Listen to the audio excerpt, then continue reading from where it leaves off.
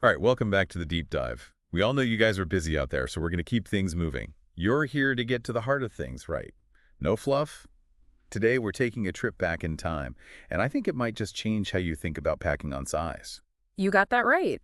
You've brought us something pretty interesting to dig into, this old article called Bulking Up, written by a guy named John McCallum back in November 1968, Strength and Health magazine. And he basically lays out this, what he calls foolproof method for gaining weight, something he claims everyone knew years ago, but somehow got lost along the way. Yeah, and it's almost like he's surprised that people were even having trouble bulking up back then. He straight up says it's the easiest part of bodybuilding. So today, we're going to unearth this forgotten method, see what made it work, and who knows, maybe even uncover some insights that could help us today. Get ready for some stuff you might not expect. So what's the big secret? This supposedly foolproof method for packing on the pounds back in the 60s? Well, believe it or not, it's pretty simple. It boils down to squats and milk.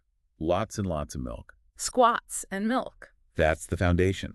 Heavy barbell squats, the kind that make you question your life choices, and enough milk to make a dairy farmer blush.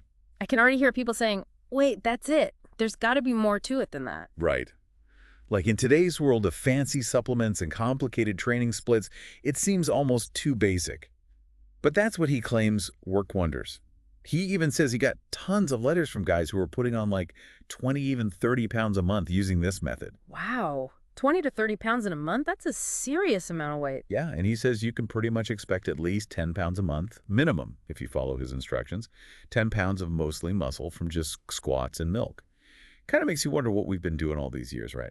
But let's break it down, starting with the milk. How much milk are we actually talking about here? Well, when he says lots of milk, he means it. We're talking about a gallon a day. A whole gallon. A gallon, like every single day. Every single day. You got to commit. That's what he says. A gallon a day. A sure guarantee of fast gains.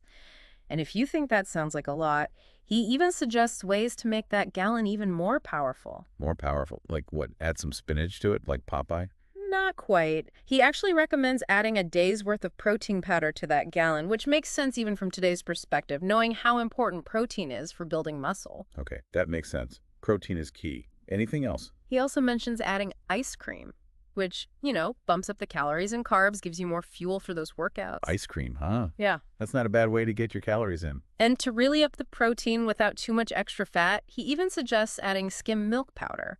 The important thing seems to be getting that full gallon down every day, no excuses. A gallon of souped-up milk every day. Sounds like a challenge. But, all right, let's say you're up for the milk challenge. What about the squats? He says they're often badly misunderstood. How did he want people to squat for maximum gains? Yeah, the squat, a classic exercise, but McCallum had a very specific way of doing it for bulking. He was all about one set, all out, 20 reps. One set. Just one. Most programs today have you doing multiple sets of squats. I know, right?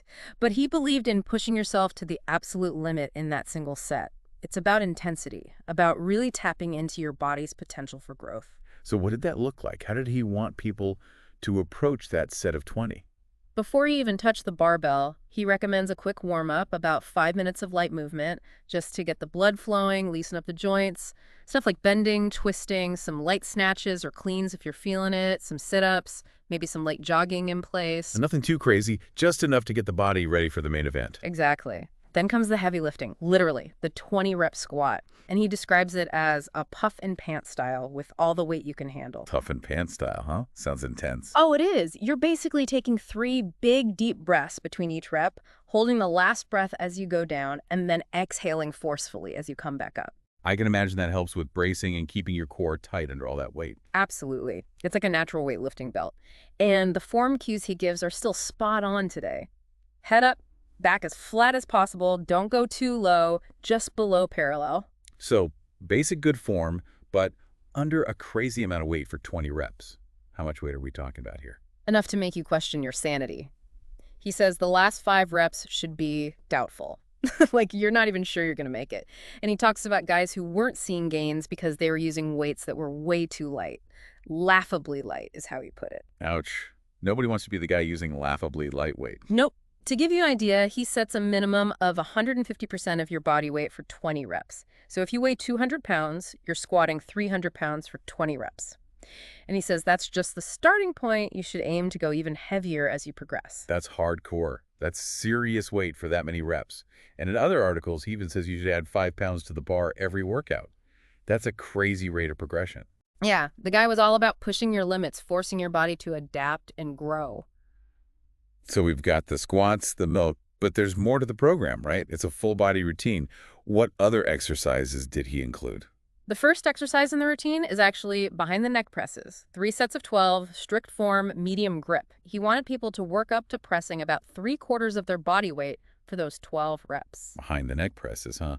Not a lot of people do those anymore. I know, right? But it was a staple back then. And it's interesting, even back then, he was challenging the idea that you had to do super low reps to build muscle. He believed that moderately higher reps, like 12, could actually be better for growth and overall health as long as you were pushing yourself hard enough. Makes sense. It's not just about the reps, it's about the intensity and effort you put into them. What comes after the squats? After those brutal 20-rep squats, you do a set of 20 pullovers, but with a light weight, something like 20 pounds. Pullovers, what are those good for? He believed they help stretch the rib cage, which, contributes to a bigger chest and more impressive upper body.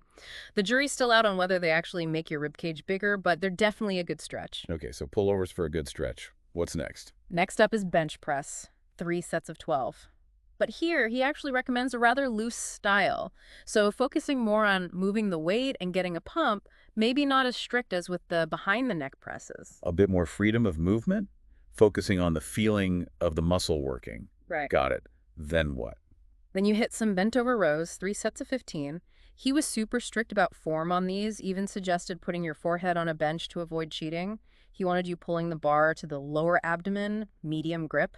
So no momentum, just pure back strength. What about deadlifts? Did he include those? Oh yeah, he had you doing stiff-legged deadlifts, 1 set of 15. But here's where it gets weird. He wanted you standing on a bench or a block while you do them. Standing on a bench. What? To increase the range of motion, really emphasize the stretch and contraction of the lower back and hamstrings.